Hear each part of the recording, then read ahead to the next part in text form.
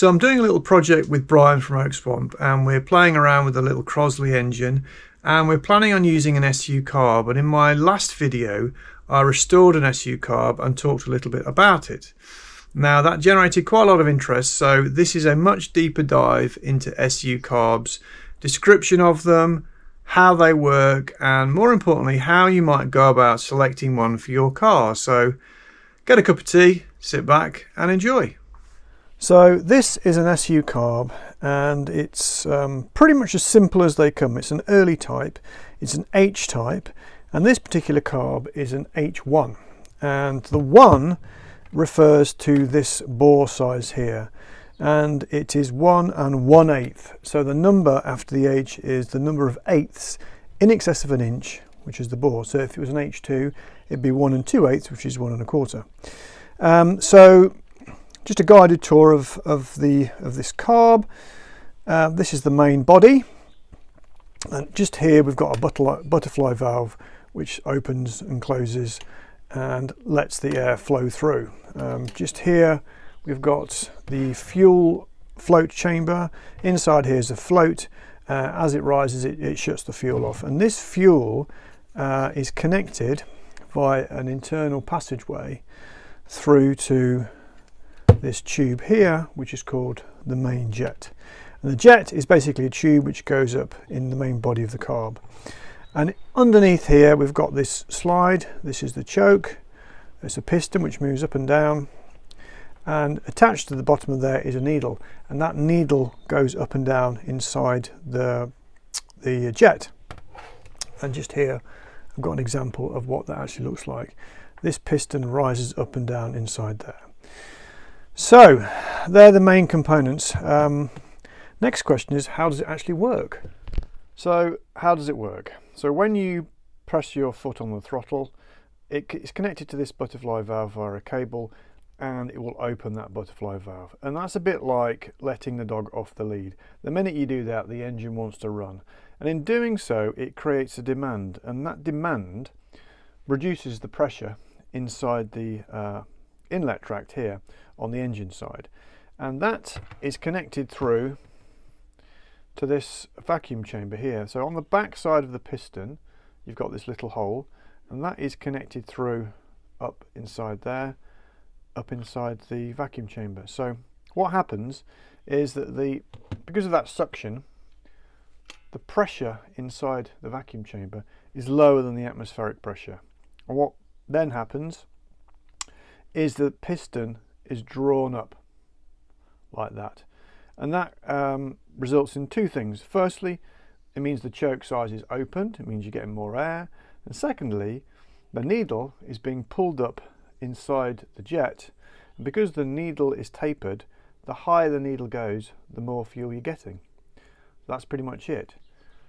Faster the engine runs, the more the suction. The more the suction, the more the suction at the top of the piston. The more the suction at the top of the piston, the more the piston goes up, and the more the piston goes up, the more air and the more fuel that you're getting. Right, so we can now talk about what happens if you were just to bolt this thing on your car. Would it work? But before we do that, I'm going to show you a few more carbs. So there's a few other tiny bits of information you need to know. So let's talk about this bit here. This is actually the choke mechanism. Now the choke mechanism on a car is used to provide a richer mixture of fuel for startup, and typically the way that's done is that you choke or restrict the airflow, which means there's more fuel for the air, which is richer. But it's slightly different on this type of car because the airflow is already restricted because the piston is down. So what we do instead is increase the fuel flow, and the way that works is that by pulling this lever here, it pulls the jet down, and by pulling the jet down it exposes a narrower part of the needle which is sticking down through it. Because you're exposing a narrow part of the needle, you're getting more fuel flowing through, hence a richer mixture. So let's talk about what's going on inside here. This is the last main bit to understand.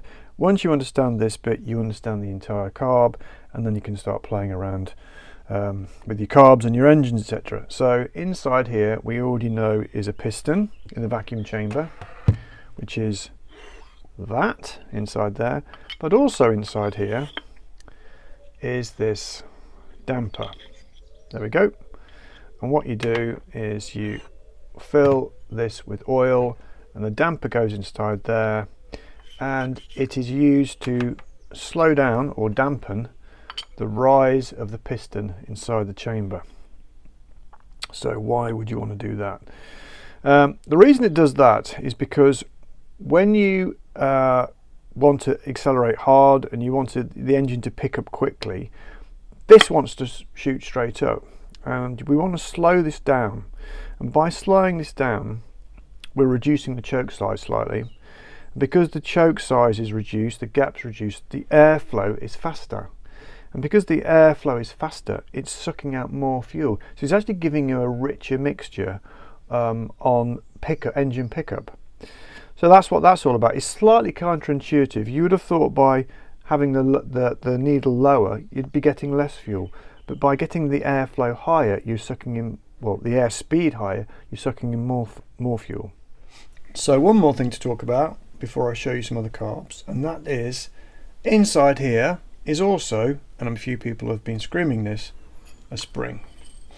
And this spring basically helps the piston come back down again. Gravity does that job, but this is basically assisting gravity and making sure that depending on the angle of the carb, it could be a semi-downdraft, then the force is consistent. So these springs can actually be changed and for stronger or weaker versions, and it will change the characteristic of the carb if you do that. If you have, say, a stronger spring, it means that for any particular demand generated by the engine, or any particular vacuum level that you've got inside here, you're going to have a slightly lower piston. If you have a slightly lower piston, you're going to have slightly higher airflow underneath it, and if you have a higher airflow, you're going to have more fuel sucked out. So a stronger spring gives you a richer mixture across the range, and a weaker spring gives you a leaner mixture across the range. So something to bear in mind when you're selecting your carb. I'm going to talk about selecting carbs later on and talk about the main factors, but also bear in mind you can mess around with the spring as well. So let's look at some other carbs. Okay, so here's another carb. This is an HS2. This is a slightly later carb, post-war, fitted to things like Morris Minors, produced in the million, but it's essentially the same design. There are a couple of differences. Firstly, the float bowl is attached to the main jet with this flexible coupling. It doesn't have like an internal gallery. And it's also got this thing called a lift pin here, which is used to lift up the piston, and we're going to talk about that in a minute. It's got slightly more sophisticated choke mechanism. It's partially missing on this one, but it's not missing on this one.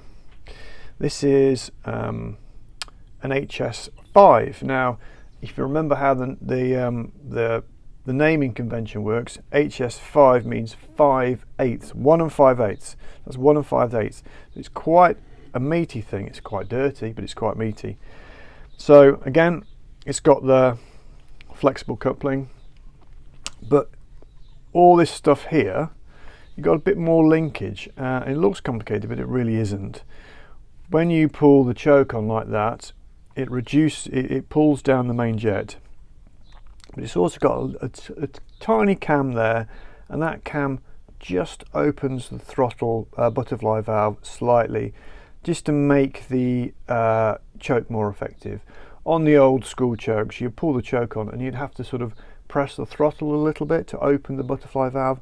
On this, you don't have to touch it. You just pull the choke, does that, opens it slightly, and the engine will start up and sort of run at sort of higher revs until you take the choke off, shuts the valve, and when it's warm, it will run nicely. This is a side draft because the float chamber is vertical with respect to the dash pot. On some of the carbs, you have semi-downdraft like that, in which case the float chamber would be vertical. You need to understand you can't just bolt a semi-downdraft into a side draft situation, because the level of the fuel in the chamber will be all wrong. So that's an HS5. And finally, I've got this brute here, my favourite. This is very similar to the one I showed at the beginning, like this. This is an H5 H-type, so it's an H5. It's 1 5/8, and it is a dirty great big thing, nice and simple, pre-war style.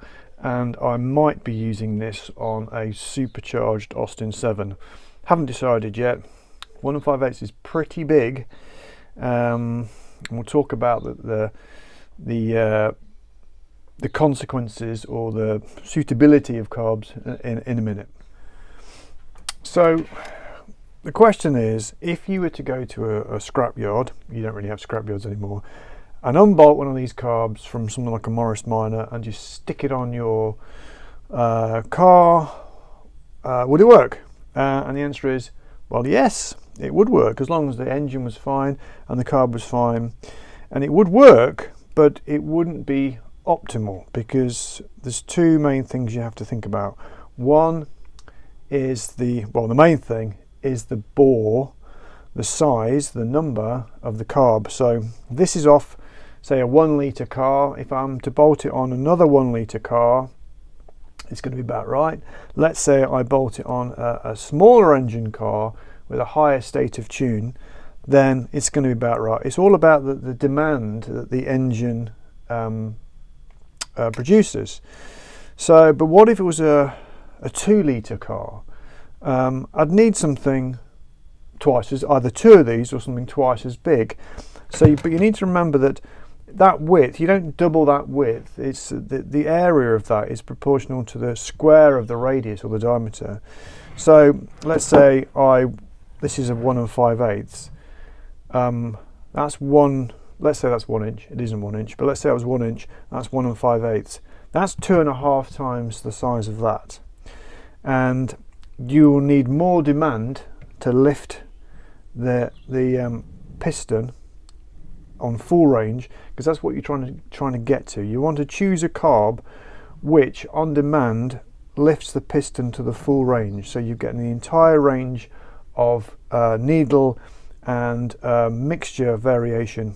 So I'm going to attempt to demonstrate this with my trusty friend Henry. This is my trusty friend Henry the vacuum cleaner.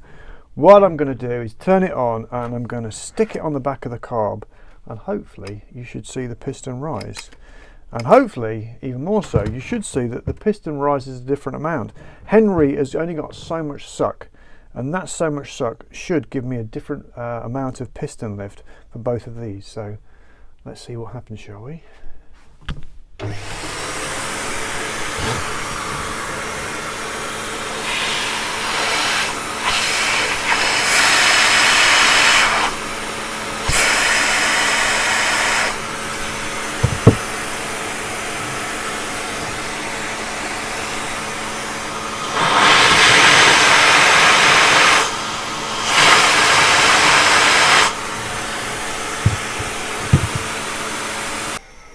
So there you go.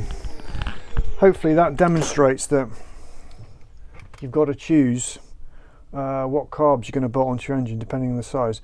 You can't just bolt on more carbs and think you're going to produce more power, because if you do that, you're only going to get a tiny amount of piston lift, and you're going to get no real ability to set up the mixture properly. So that's the first thing. So let's say you did bolt on the right size car. The next thing to worry about, or not to worry about, is the mixture. Once it's bolted on, there's virtually nothing you can do. The only thing you can do is by changing this screw position here, you can lift or lower the main jet, which is what this choke does, by the way. And that will give you the mixture at tick over. You can play around with the mixture at tick over, and you've got to set that up right. Once that's set, that's it. There's no more adjustment in the carb. The only thing you've got left is the needle dimension. So just looking at this carb here, this is what, where has it gone? This is what this lift pin's for.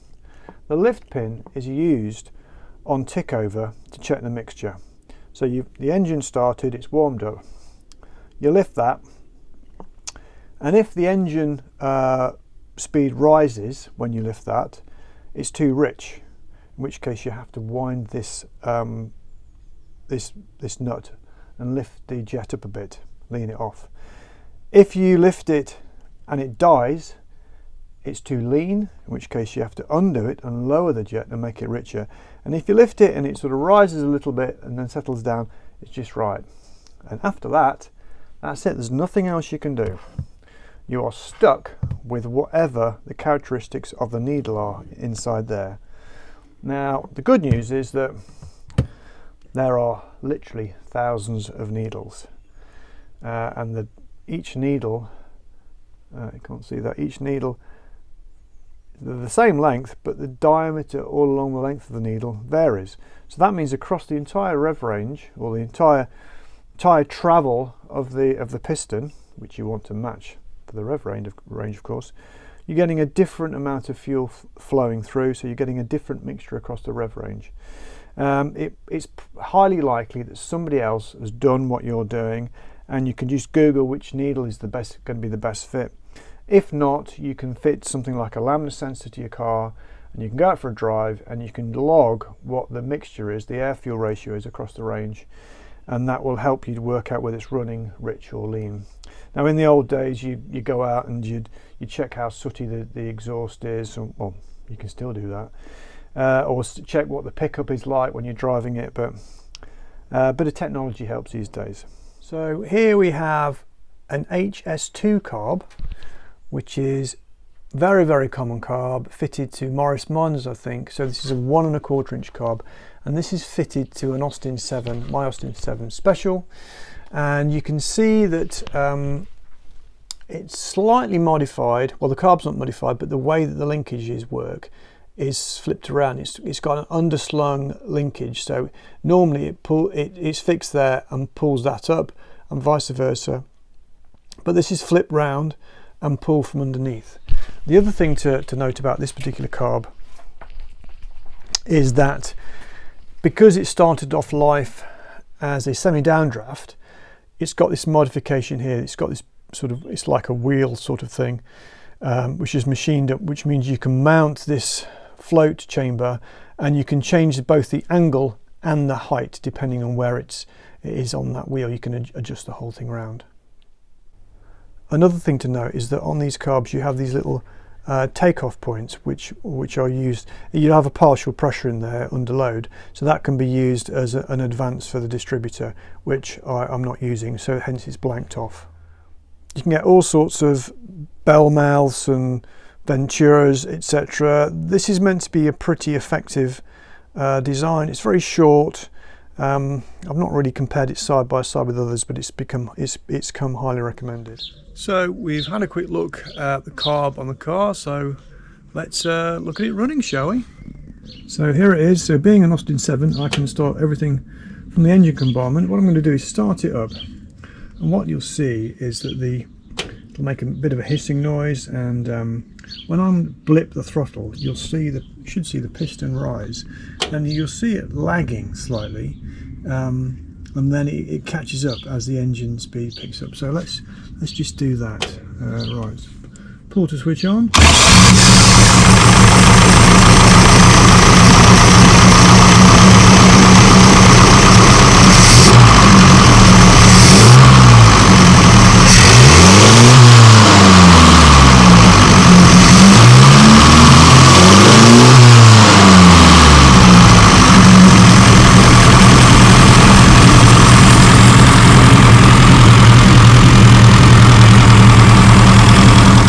So hopefully what you saw there is that when I blip the throttle, there's a slight lag in the rise of the piston, because it's damped, of course, which is giving it a richer mixture. But I think that's pretty much all to say about it now.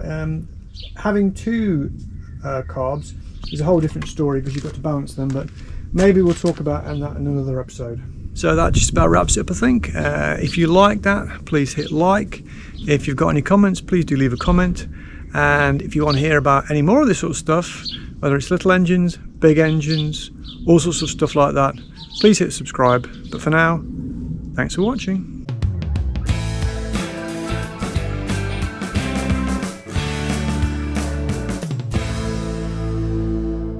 Is the jet razor, for fuck's sake, exposes a narrower part of the needle valve.